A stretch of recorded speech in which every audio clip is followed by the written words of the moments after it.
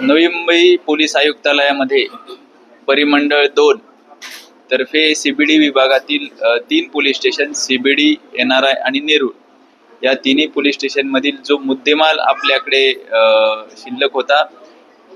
विविध गुन्ह्यामध्ये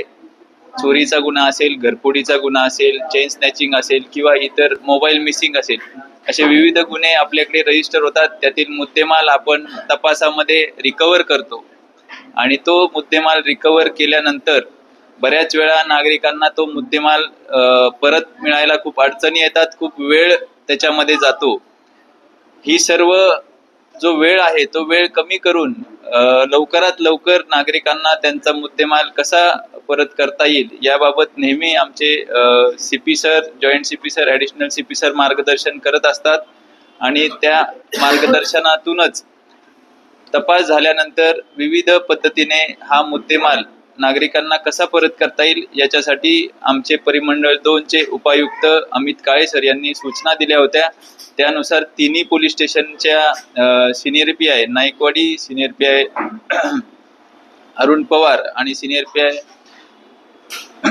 पोळ साहेब यांनी याच्यावर काम करून जवळपास तिन्ही पोलीस स्टेशनचा एकूण 23 गुन्ह्यातील जवळपास 774 ग्रॅम सोने, 2 वाहनं, 40 मोबाईल आणि इतर 2 वस्तू असा एकूण 81,72,000 रुपयाचा मुद्देमाल आपण आज सर्व नागरिकांना परत केलेला आहे आणि अशाच पद्धतीने यापुढे देखील सर्व पोलीस स्टेशन काम करतील अशी मी आशा व्यक्त करतो. धन्यवाद.